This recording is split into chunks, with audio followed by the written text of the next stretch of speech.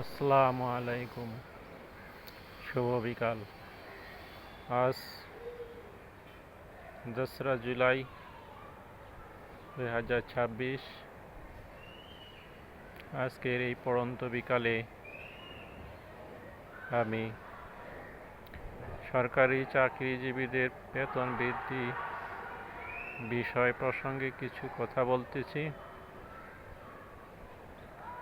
বেতন বৃদ্ধি সময় উপযোগী একটি প্রস্তাব, কিন্তু এই বেতন বৃদ্ধি সর্বসাকুল্যে সরকারি কর্মচারী যারা আছেন 15 হইতে 18 লাখের মধ্যে, তাদের জন্যে। এদেশে প্রায় 18 হতে 20 কোটি জনসংখ্যা। সেই 18-20 কোটি জনসংখ্যার সার্বিক দিক দিয়েও চিন্তা করতে হবে। মুষ্টিমে কিছু লোকের জন্যে, কিছু ব্যক্তির জন্যে, যেটা 18 লক্ষ, প্রায় 1% বলা যেতে পারে, 1% লোকের সুবিধার সাথে 18 কোটি লোকের নাভিশ্বাস উঠে যায়, এমন কোনো কাজ করা যাবে না। হ্যাঁ, বেতন বৃদ্ধির প্রয়োজন, বেতন বৃদ্ধি হবে, কিন্তু যখন এই বেতনটা বৃদ্ধি করা হবে এক লাফে, পুরা দেশের বাজার অস্থির হয়ে যায়। যে জিনিসের দাম 100 টাকা, সেটা হবে 120, 130, 150, কোনো কোনো ক্ষেত্রে ডবল হয়ে যাবে। অর্থাৎ যারা বেতন পেলেন বর্ধিত আকারে, তাদের জন্য এই সমস্যাটা আর সমস্যা হবে না, কারণ তারা প্রায় দ্বিগুণ বেতন পেয়ে যাবেন। কিন্তু অপরপক্ষে যারা সাধারণ মানুষ, যাদের বেতন বলেই কিছু নাই, যাদের ইনকামের স্বচ্ছ কোনো ব্যবস্থা নেই, যারা দিন আনে দিন খায়, যারা প্রাইভেট চাকরি করে, আধা সরকারি চাকরি করে, তাদের জন্য একটি মরণ ফাঁদ হয়ে যায়। অর্থাৎ যারা বাজারের সঙ্গে সম্পর্ক, ব্যবসার সঙ্গে সম্পর্কে যুক্ত থাকেন, তারা এই মুষ্টিমে সরকারি কর্মচারীদের বেতন বৃদ্ধির সঙ্গে বাজারকে তারা বৃদ্ধি করে ফেলেন। এতে করে এই 1% লোকের জন্য বাজার বৃদ্ধি হচ্ছে, 99% লোকের জন্য একটি বোঝা হয়ে যায়। তো বেতন বাড়ার একটা পরিকল্পনা থাকতে হবে। যদি আপনি 100 টাকা বৃদ্ধি করতে চান, সেটা কত দিনের জন্যে? সেই টাকাটাকে পার্শিয়ালি বা আংশিকভাবে বৃদ্ধি করা যেতে পারে। যদি 100 টাকা আমরা 5 বছরে ভাগ করে দেই, 5, 20, 100, 20 টাকা, 20 টাকা, 20 টাকা, এভাবে আমরা প্রতি বছরে 20 টাকা হারে বৃদ্ধি করে দিই।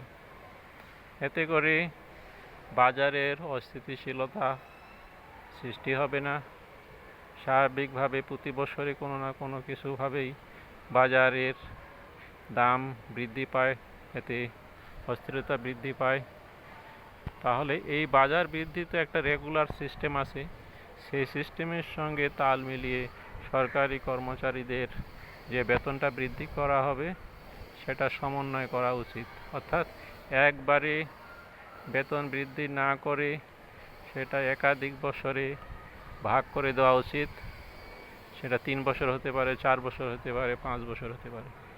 বেতন বৃদ্ধি ঠিক আছে, 50%, 100% বা ডবল, যেটাই বলি, যা বৃদ্ধি করা হবে, ওই বৃদ্ধির অংশটাকে বছরে বছরে, প্রতি বছরে পার্শিয়ালি সংযোগ করা যেতে পারে। এতে করে বাজারের নিয়ন্ত্রণ ঠিক থাকবে এবং 18 কোটি মানুষের উপর সে বোঝাটা দায় হয়ে পড়বে না। এখন আমাদের এই 18 কোটি মানুষের ট্যাক্স, ভ্যাট, টিন যা আছে, সোর্স থেকে ইনকাম করে সেই 18 লক্ষ, 15 লক্ষ সরকারি কর্মচারীকে বেতন দেওয়া হবে। এখন এই 18 লক্ষ লোকের সুবিধার জন্য 18 কোটি লোকের জন্য বোঝা না হয়, এই বিষয়টি গুরুত্ব দিতে হবে। মাননীয় অর্থমন্ত্রী বলেছেন বেতন বৃদ্ধি করলে দুর্নীতি হবে না। দুর্নীতি একটা সামাজিক অবক্ষয়। দুর্নীতি হবে যদি বেতন ডবল করা হয়, দুর্নীতি হবে, কারণ দুর্নীতি প্রতিরোধের যে বিষয়গুলো এটা সম্পূর্ণ ভিন্ন।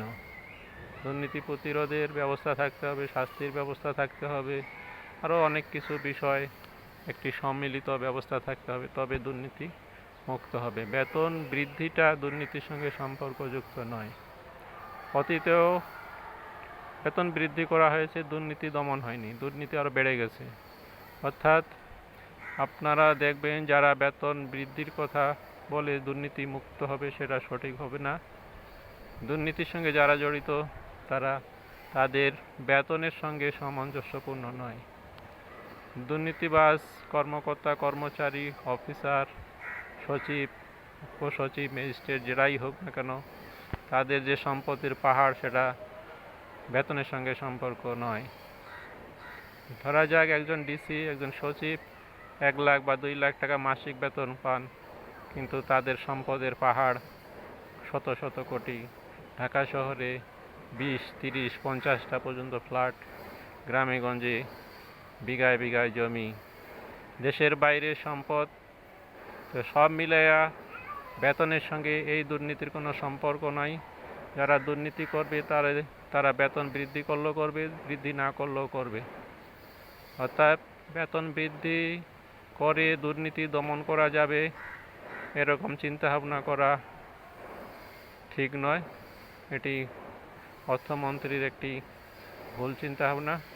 দুর্নীতি দমন করতে হবে, সেটা একটা আলাদা পলিসি। বেতন বৃদ্ধি করা হবে, সেটা আলাদা একটা পলিসি। এই দুটা পলিসি সম্পূর্ণ ভিন্ন। এ বিষয়ে সুনির্দিষ্ট নীতিমালা চিন্তা করে কাজ করতে হবে, তবেই দেশ ও দেশের মানুষের মঙ্গল। আলী বাবা, বিটিভি, ঢাকা।